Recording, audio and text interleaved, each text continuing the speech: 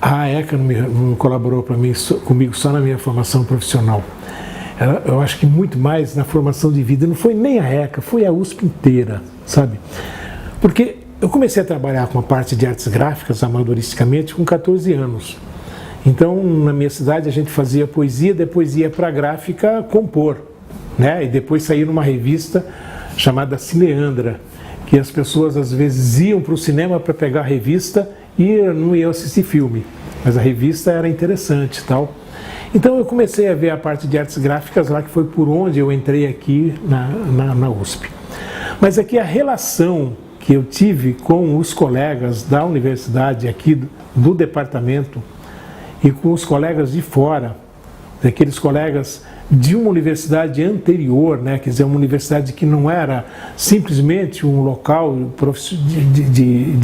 de profissionais, mas pessoas que estavam imbuídas de que o trabalho que estão fazendo aqui é um trabalho que é importante para a nação, que é importante para o país, que tem responsabilidade social, e a pessoa que não está interessada somente em chegar no final do mês, receber o seu salário, mas saber aquilo que gerou, o que o conhecimento dele gerou aqui dentro. Então, isso foi muito importante, né? Principalmente conviver a partir de 76 com os colegas da FUVEST, por exemplo, que lá na FUVEST a maioria das pessoas é da área de ciências exatas. Mas é um pessoal também que tem muito a ensinar para a gente, sabe? Eles conseguem, eu acho que ser mais lógicos do que a gente. Então coloca você no local, coloca você no lugar e faz com que você pense muito mais naquilo que você está fazendo. Então eu acho que eu só tenho a agradecer aqui, sabe? Só tenho a agradecer. Eu acho que a USP, minha mulher disse que eu casei com a USP e sou amante dela, né? Que bom, né? Então, primeiro a USP, depois a família. Não é bem, claro que não é isso. Mas é que algumas vezes a gente exagerava. Quando eu era responsável pela gráfica, né? Veja bem, como que era diferente. Nós pegamos um serviço para fazer para a universidade que a universidade tinha, por lei, pelo estatuto, ela tem que fazer um anuário, né, a cada final de ano para distribuir e tal, para ficar. E a universidade não tinha dinheiro. Daí nós assumimos esse papel. Nós vamos fazer esse anuário em 4 volumes, mais de 1000 páginas. Nós tivemos funcionários que ficaram uma semana sem ir para casa. As mulheres vinham aqui fazer visita e trazer roupa para a pessoa trocar de roupa, sabe? Morava em Itapevi, o Dirceu, que hoje está trabalhando aí, o Luiz, que se aposentou, o Carlos, que trabalha no Expediente. Eles têm essas histórias que são interessantíssimas. Eu me recordo que o Dirceu dormia dentro de um arquivo, sabe? Porque a máquina não podia parar, né? Então era diferente, quer dizer, a pessoa vestia camisa. E eu também ficava aí com o pessoal, minha mulher também vinha aqui trazer, a gente fazia churrasquinho dentro da gráfica, sabe, porque não podia, as máquinas não podiam parar. Então, eu acho que a coisa era diferente, era muito mais de você pôr a camisa, de você suar junto, saber que aquilo era importante e que a gente sabia que aquilo era importante para a instituição e era importante para o país, porque essa sempre foi a melhor universidade do país. Na medida em que a universidade foi criando aquilo que os professores e funcionários pediram, planos de carreira, sabe? Então, ele foi criando também inimizade. Eu me recordo que quando até 1975, a gente tinha um inimigo comum que era a ditadura. Então, toda a nossa briga era contra a ditadura, sabe? Era contra quem representasse a ditadura. Depois que o Vlado morreu, que o Figueiredo teve que começar a fazer a abertura, e o Geisel veio e também fez, e assim por diante, a gente foi perdendo o inimigo comum. Daí a gente começou, como veio um plano de carreira, o inimigo da gente era aquele que podia subir na sua frente, sabe? Então, aos poucos, a gente foi sendo contaminado por essa coisa muito pessoal, de muita vontade de você querer subir, sabe? Então o professor querendo rapidamente fazer a carreira, para não permitir que o outro consiga o título na frente dele, porque se consegue numa disputa, tal, o outro vai ganhar. Então essa coisa toda. E mesma coisa com o funcionário, sabe? Funcionário que agora não vê mais a universidade como, vamos dizer, como o que o Virgílio usava, né, o professor Virgílio, como um sacerdócio. Então a pessoa vê hoje como um local que ela precisa vencer. Então eu entro aqui e quero ser técnico administrativo e pronto. Então se tem alguém que possa concorrer comigo, então eu vou passar por cima dele. Eu fui responsável, mas por uma grade curricular que infelizmente eu sempre fui contra. Não que fui contra porque a grade não fosse boa, mas porque eu acho que a grade não era, ela não fazia parte do nosso estilo, como não faz parte do nosso estilo. Então, em 1989, 90, o professor José Marques de Mello, Ciro Juvenal Rodrigues Marcondes Filho, Bernardo Kucinski, Jair Borim, mais um professor que eu não me recordo, e eu éramos responsáveis para fazer uma mudança de estrutura curricular. Os 5 colegas fizeram uma estrutura curricular e eu fiz sozinho uma outra. Essa minha estrutura curricular, ela tinha como base a taxonomia de objetivos educacionais de Bloom, isso como base pedagógica e como base didática, que eu acompanho, uso até hoje isso, né? Quer dizer, eu sou um fã de carteirinha do Carl Roger, então, que é o ensino centrado no estudante. Então, eu apresentei isso. E os outros 5 colegas apresentaram um outro tipo, né? E esse outro tipo era muito interessante, porque o Bernardo Kucinski foi para a Inglaterra, a Jeanne Marie foi para o exterior, e todos eles foram, em 87, pagos pela universidade, justamente para verificar. Isso aí foi uma grande coisa que o Goldenberg fez, né? Os professores foram em 87 para o exterior para trazer experiências didáticas e pedagógicas do exterior. O Bernardo foi e trouxe uma coisa maravilhosa, sensacional, mas que não serve para a gente, sabe? Que é essa de você chegar aí fazendo escolhas, né, durante todo o seu percurso nos 4 anos de jornalismo. E claro que a escolha tinha que ser, né, como a gente sempre imaginou, uma escolha que não tivesse uma limitação de vagas. Então eu me recordo que no primeiro ano eu dava aula no jornal do campus, eu tinha 70 alunos e o pessoal da área de eletrônica, né, jornalismo televisionado, jornalismo radiofônico, só tinham 10. Sabe, porque lá eles não tinham uma coisa mais palpável para apresentar. E nós tínhamos um projeto, que é esse projeto que está aí até hoje. Sabe, que a pessoa está sentindo que esse projeto existe, que ele está fazendo alguma coisa que vai dar pano para a manga, né?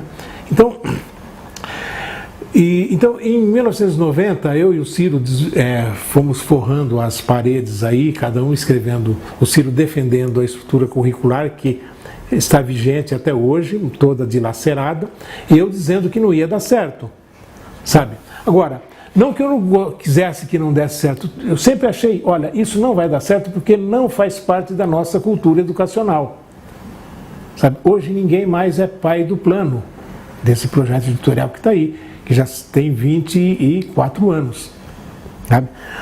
Porque ele foi sendo costurado. Não dá certo aqui, então como que vamos adaptar aqui, vamos adaptar ali. Quer dizer, toda aquela divisão lindíssima que a gente tinha, que realmente era legal, né, mas que não serve para a gente, desapareceu.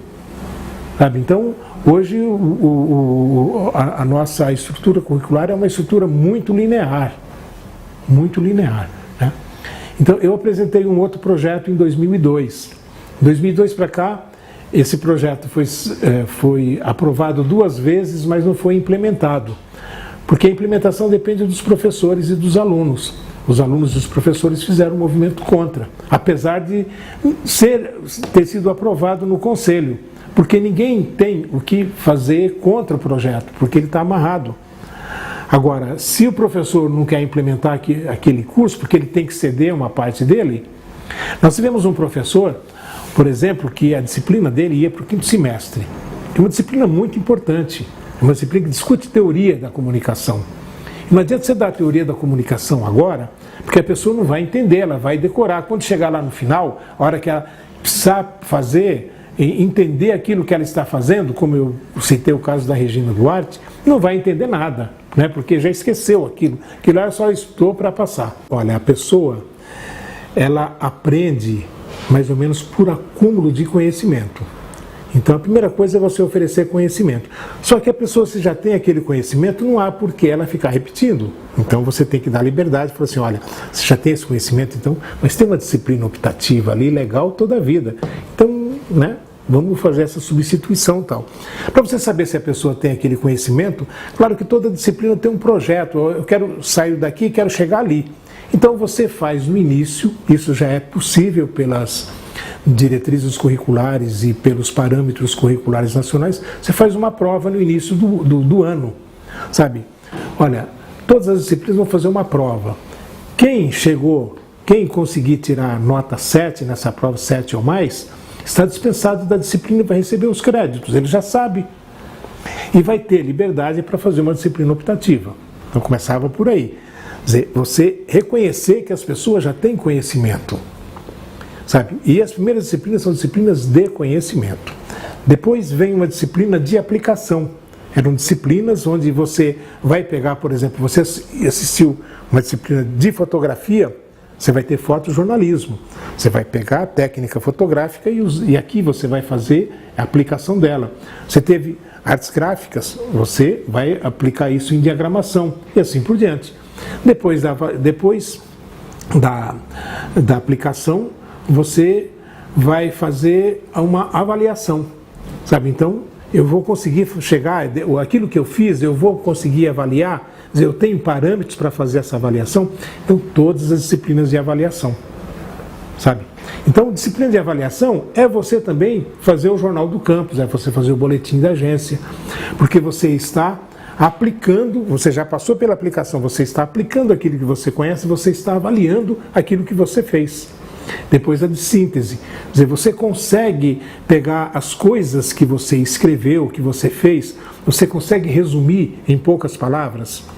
Quer dizer, na verdade, o que você está querendo é assim, você consegue guardar aquilo, tudo que você aprendeu? Quer dizer, você sintetiza aquilo que você aprendeu e que você vai desarquivar, né, no momento que você precisa. Então, que seria o trabalho de conclusão de curso, uma disciplina de metodologia da pesquisa. Bom, isso daí do ponto de vista taxonômico.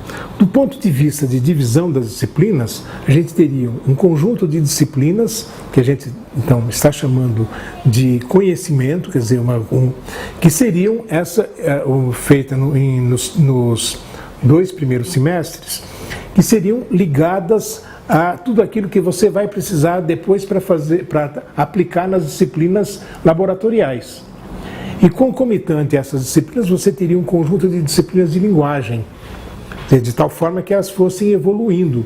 E essa evolução fosse de acordo com aquele conjunto de disciplinas que vocês de conhecimento e aplicação, e o conjunto de disciplinas de análise e síntese. E também um outro conjunto de disciplinas seriam disciplinas optativas. Só que as disciplinas optativas seriam todas oferecidas em 1 ou 2 dias da semana. Né? O projeto era esse, quer dizer, o horário delas. Por quê?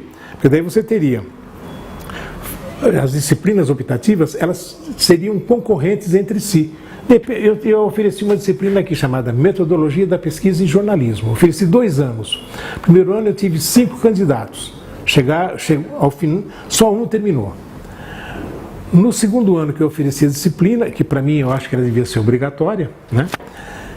Apareceram 8 candidatos. Quando eu falei das exigências da disciplina, era uma quinta-feira à noite, né? Então, a minha concorrência com a Quinta Breja não deu para, né? Todo mundo saiu da disciplina, eu fiquei sem nada, né? Então, a disciplina que não tem, quer dizer, que não tem demanda, desaparece, você vai pôr outra no lugar. sabe? Então tem uma disciplina que a gente tinha planejado aqui ainda, quando a Tânia estava aqui, que é uma disciplina que é estudo da teoria do jornalismo através dos filmes sobre jornalismo, sabe? Então tem um programa feito. Agora, está ali, é um negócio para você chegar e fazer lá, ocupar o Freitas Nobre, e vai ser tanto uma coisa lúdica para quem quer assistir filme só, né? Como também para quem vai fazer a disciplina. E que daí você vai discutir, dizer, chegar e pegar lá o quarto poder e discutir aquilo que o Marc Payet chamou de quarto poder, e que hoje nem se estuda mais aqui na ECA, né?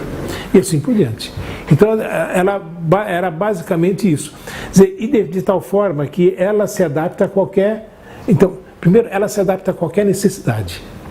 Se aparece uma tecnologia nova, o currículo está aberto para isso. Dizer, ela não é fechado, ela não... né? E a gente tinha colocado também como disciplinas, em vez de você colocar sociologia da comunicação, etc., você tinha retratos do Brasil. E você estudar a sociologia da comunicação em cima de realidade brasileira. Sabe? Então, essa disciplina parece que vai ser mantida nessa estrutura curricular que vai aparecer. Então, você também, em vez de você chegar aqui e só trabalhar com a fundamentação, você trabalhar com a fundamentação e aquilo que estivesse mais perto de você, né, também, que é a sua cultura. Então a estrutura foi essa, que não ganhou.